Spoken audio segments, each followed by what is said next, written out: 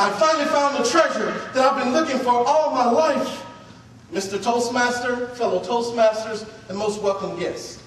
My treasure hunt all started when I was 8 years old, spending time on the Mississippi Gulf Coast with my cousin Greg. Now, we never went looking for trouble. But if trouble happened to come our way, we were certainly pleased to meet it. Now, trouble always came in the form of my cousin's next-door neighbor, who was always reading us books about pirates and telling us that an ex always marked the spot where they hid their treasure. Well, one day, Greg and I actually found an ex while walking on the beach.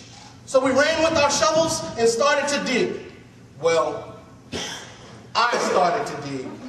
Greg just went on a palm tree to take a nap. But I wanted that treasure.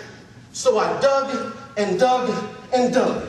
And before I knew it, my hole was far beneath the surface. And big waves came rolling in and threatened to turn my hole into a muddy grave. And out of nowhere, a hand came and grabbed my arm and pulled me right out of that hole. It was Greg, and he told me that I meant more to him than any treasure that we could find in that hole. Because without me, he wouldn't have anyone to blame when we got in trouble. And as the years passed, my treasure hunt continued. And when my daughter was born, I knew I had found the treasure. I wanted to give her everything in life that I didn't have growing up. I wanted to give her diamonds, pearls, and building blocks. I remember her first Christmas as if it was yesterday. You see, after working hours upon hours of overtime, I was broke. I couldn't even afford a $5 bag of infant blocks. I picked my daughter up into my arms and looked into her eyes. She looked back at me and smiled, and then spit her all over me. That Christmas, I spent walking around feeling like I had let my daughter down. Like I was a failure as a father. Well, a few years later, I had a stroke. And as I was lying in the hospital recovering, my daughter sent me a message. She sent me this little toy from one of her kids' meals. It wasn't the toy that touched my heart. It was the message that she sent with it. She said, take this honey pot and use it as your medicine to make you better so you can come back and be my daddy. Well, I was overcome with emotion because at that very moment I knew my daughter loved me. For years, I'd been walking around feeling like a failure, but my daughter didn't see me that way. She saw me as her father, the one who took care of her, the one who played with her, the one who gave her love when I couldn't give her material things. She saw me as her treasure.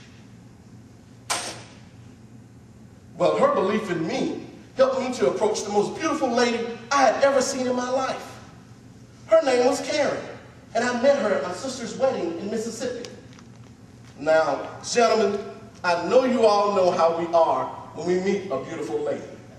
We have a tendency to exaggerate our positives. You know, like our jobs, our net worth, and of course those old football stories. But she didn't seem like the type that would go for all the old lines. So I tried something new. I told her the truth. And she still gave me her number.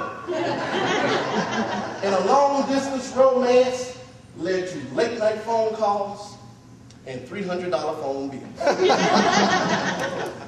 The more she treated me like a treasure and believed in me, the more I believed in myself and us. Well, one day, I actually built up the courage to ask her to marry me. You do remember I told her the truth about my failures, my faults, and my flaws?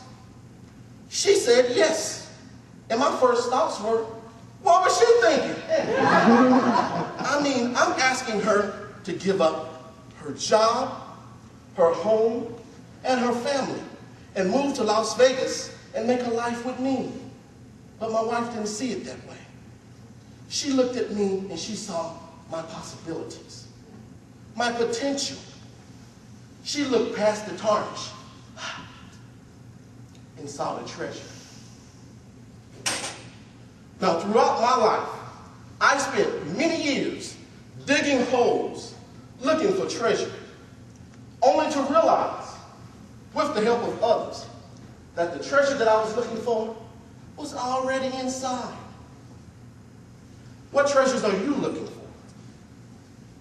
Is it money, so you bury yourself in a job for the pursuit of wealth? Is it love, but you find yourself dating the wrong people for all of the wrong reasons? Or is it acceptance, so you put aside all of your values just to say you fit in? Whatever it is, you'll find out, just like I did that day on the beach, that as long as you look outside yourself for your treasure, you'll always miss your mark. Many people in my life, my cousin, my daughter, and my wife, helped me to overcome my feelings of inadequacy and learn my true value. You see, the more they believed in me, the more my fear of failure subsided, and the more I believed in myself. Just like Marianne Williamson says, our greatest fear is not that we are inadequate, but we are powerful beyond measure. It is our light, not our darkness, that frightens us.